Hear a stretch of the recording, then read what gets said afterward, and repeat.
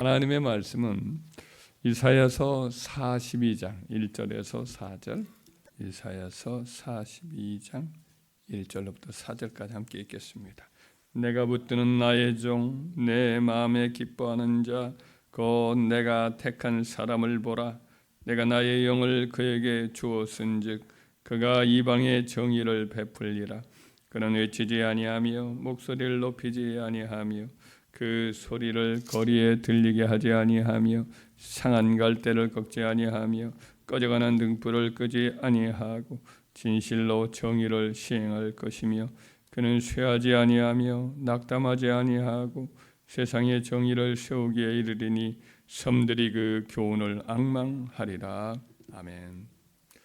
오늘 본문 말씀도 예수님의 이제 그 메시아에 관한 그 예언의 한 내용입니다. 여기 보면은 예수님께서 온 세상에 이방의 땅 끝까지 정의, 하나님의 구원이라고 표현할 수 있는 하나님의 정의를 이렇게 세우는 것을 마치려 하면은 절대로 낙담하지 않을 것이다, 이런 말씀을 하고 있습니다. 이 낙담하다라는 이 단어는 이제 사람의 정서와 관련된 그런 말씀 아닙니까? 지치고 낙심하고 또 풀이 죽는 그런 마음을 가리키지요. 그래서 이 단어의 원문인 이제 히브리서 단어를 찾아보면 라차츠라는 이 단어인데 기본적으로 이 뜻이 부서뜨리다, 억압하다, 산산이 깨뜨리다, 뭐 이런 뜻이 있어요. 여기로부터 이제 억압하다, 혹은 뭐 학대하다, 혹은 상하다, 이런 뜻으로 쓰이죠. 오늘 본문의 말씀이면 상한 갈대를 3절에 상한 갈대를 꺾지 아니하신다. 이 상한 갈대할 때 상한이란 이 단어가 바로 이 라차츠라는 이 단어를 쓰고 있어요. 그래서 깨뜨려지고 부서지고, 이게 갈대가 말하자면 여러 가지 상처가 나고 뭐 거의 꺾어진 그런 것이라 이런 뜻이죠.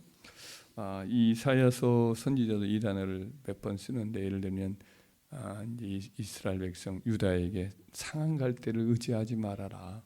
상한 갈대 같아서 그 애굽을 의지하면 결국 의지하는 자도 뭐 함께 망한다, 이런 말을 하고 있습니다. 아무리 힘이 없는 존재라는 뜻이죠.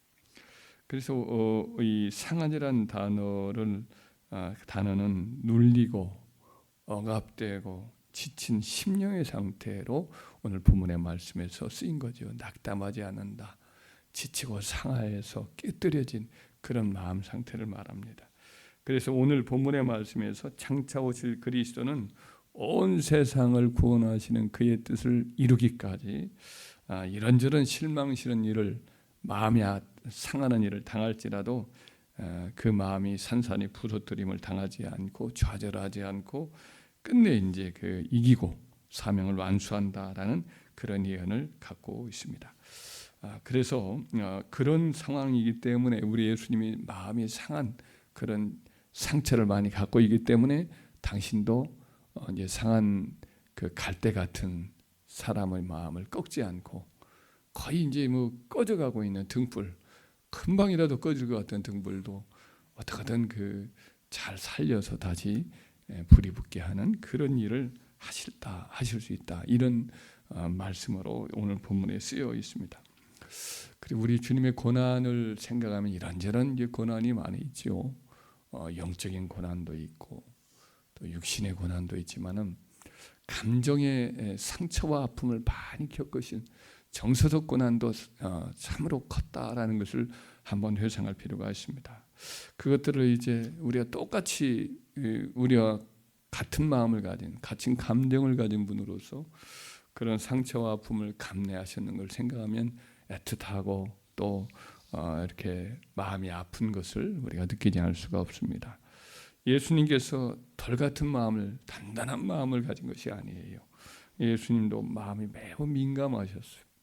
그래서 나사로가 죽었을 때, 예수님이 나사로가 죽은 지 묻힌 지 나흘이 되었을 때 이제 도착을 하셔요.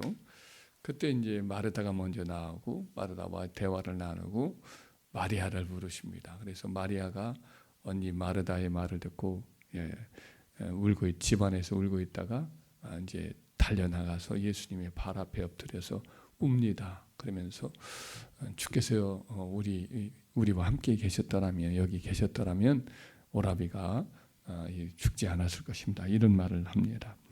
그때 이제 마리아가 우는 걸 보고 또 옆에서 같이 따라왔던 그 조문객들이 울어요. 그걸 보면서 예수님이 함께 눈물을 흘리십니다. 예수님 눈물을 흘리는 걸 보니까 유대인들이 그걸 보면서 보라, 그를 얼마나 사랑하였는가, 나사로를 얼마나 예수님이 사랑하였는가, 이런 말을 합니다. 그 중에 어떤 사람은 또 이런 말을 해요. 맹인의 눈을 뜨게 한 이 사람이 그 사람은 죽지 않게 할 수 없었더냐. 예수님에 대해서 조금은 이제 반감도 갖고 그랬던 사람이라 생각이 돼요. 이 말을 들으니까 예수님도 속으로 비통해 여기셔요. 어떤 사망의 고통으로 살아간 사람이 이렇게 고통을 겪고 죽게 된 것, 이런 것을 인하여서 예수님도 함께 마음이 아픈 거죠. 그래서 나사로의 무덤으로 가자, 그렇게 예수님이 말씀을 하고 있어요. 예수님께서 사람의 슬픔과 함께 아파하시고 또 함께 눈물을 흘리시고, 예수님께서는 어떤 섭섭한 말을 할 때 그냥 이제 모른 체 하지 않습니다. 이런 말을 들을 때 또 울었거든요. 맹인의 눈을 뜨게 한 사람이 이 사람은 죽지 못하게 할 수 없었더냐. 그러니까 그 말을 듣다 또 울면서 비통히 여기면서 무덤에 갔다, 이런 말씀을 기록된 거 보면 예수님 굉장히 민감하죠. 눈물을 보시면 함께 울고 또 마음을 상하는 말을 들었을 때는 또 속으로 비통히 여기시고, 그래서 예수님은 굉장히 민감하신 분이에요. 그래서 자기 백성이 오셨을 때 영접지 아니하고 그를 거부하고 비난하고 그럴 때마다 예수님이 그냥 보완한 게 아니라 사실은 속으로는 상처를 계속 받으시는 거죠. 저는 사마리아 사람이라. 사마리아 사람은 아주 멸시당하는 그 당시의 사람이거든요. 저 귀신 들렸다, 이런 말을 들을 때마다 예수님이 마음이 큰 상처가 있었을 것이 분명합니다. 예수님이 지상사역을 할 때에 마음 상할 일이 많이 있었습니다. 십자가로 올라가신다, 십자가지로 예루살렘에 올라가신다는 말을 사실은 제자들에게 한 4차례 정도까지 아주 분명하고 구체적으로 말씀을 하였는데, 제자는 그런 말을 할 때마다 진지하게 받아들이지 않습니다. 어떤 놈이 들은 채 말은 채 하고 또 귓전에 그냥 흘려버리고 들으면 딴짓을 하곤 했습니다. 예수님이 이번에 올라가시면 우리는 예수님 왕이 될 거니까 우리도 한 자리 차지할 것이다 하고는 예수님이 앞서 이렇게 가시면 뒤에 뒤쳐져서 자기들끼리 서열 싸움을 하곤 하였던 거거든요. 그러니까 참 철부지 같은 제자들이죠. 예수님이 그런 것을 볼 때마다 마음이 아프셨겠지요. 예수님이 잡히기 전날에 예수님 마음의 불안과 슬픔과 두려움이 거의 사실은 폭발 직전이었습니다. 그런데도 그날도 제자들은 서로 다투기만 하지요. 그러던 중에 제자 한 사람 가룟 유다는 예수님을 은 30냥에 팔아넘기려고 밤중에 밖으로 도망치던 나와서 대제사장의 집의 문을 두드리는 그런 일을 하지요. 예수님의 남은 제자들에게 예수님이 앞으로 있을 일을 얘기하면서 목자를 치리니 양들이 흩어지리라, 이런 스가랴서 13장 7절 말씀을 인용하면서 너희들이 다 흩어질 것이다, 이런 말을 해요. 어떤 의미에서는 예수님의 지금 당할 일들을 제자들이 급박함을 알리려고 이렇게 말씀을 한 건데, 제자들은 그때 절대로 예수님 떠나지 않는다 이렇게 큰 소리를 치지요.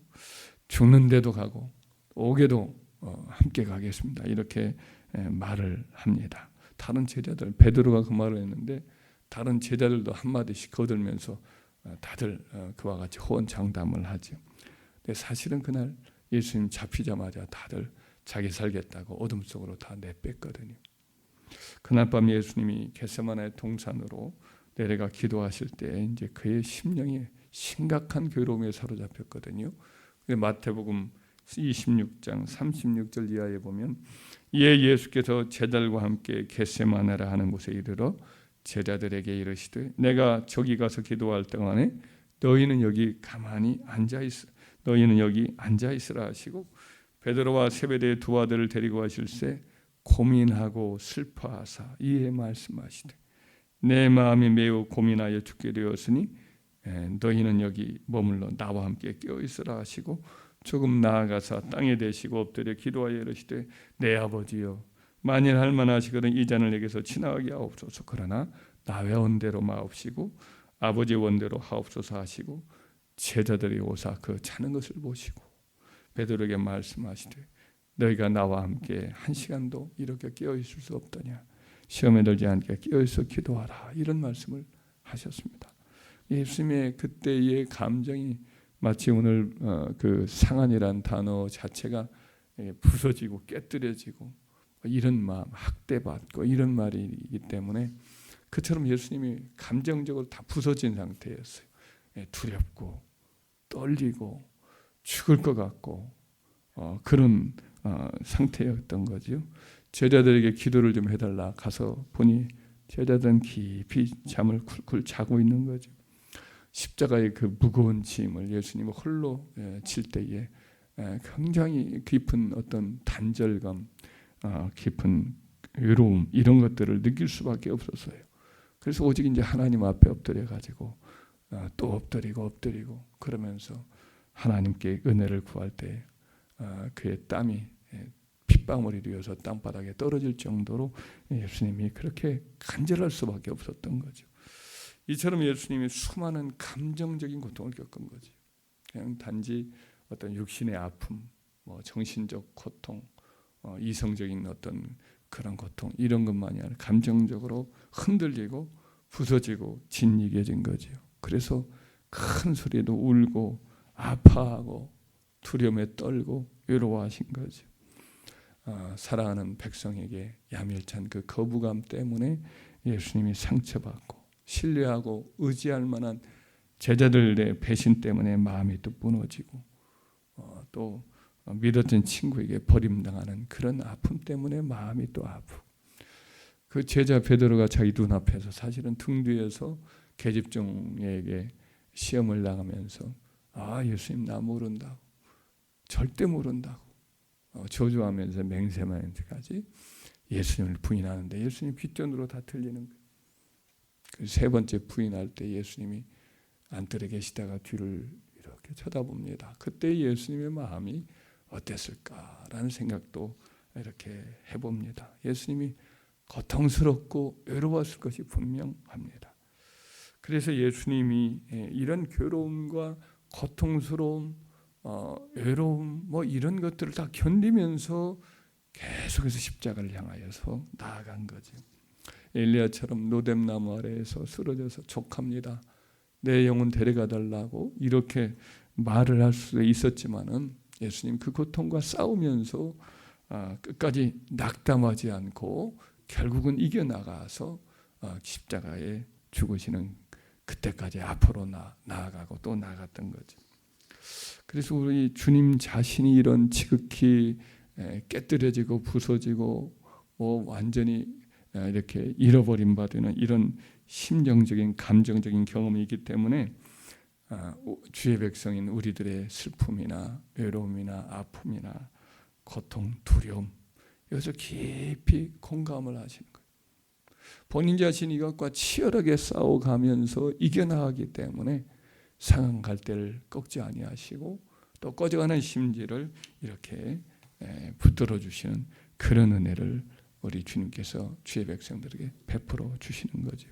그래서 우리가 외롭고 힘들 때가 있고 사람들에게 외면당하고 완전히 혼자와 같은 그런 어떤 단절감을 느낄 때에 세상 어떤 사람도 우리를 공감하지 못할 수 있지만은 그러나 우리 주님은 우리를 공감하신다. 우리가 겪는 이 정서적인 고통과 아픔을 주님은 아주 그 누구보다도 철저히 온몸으로 체험하셨기 때문에 함께 그 고통을 겪으시고 위로해 주신다. 그 모든 것들을 이기신 주님께서 우리에게 이길 힘을 주신다라는 것을 믿고 주님 앞에 우리의 감정을 다 털어놓고 울면서 내려놓을 때 주님이 우리를 만져주시고 함께해 주시고 또 이길 힘을 주실 줄 믿으시기를 주의 이름으로 축원합니다.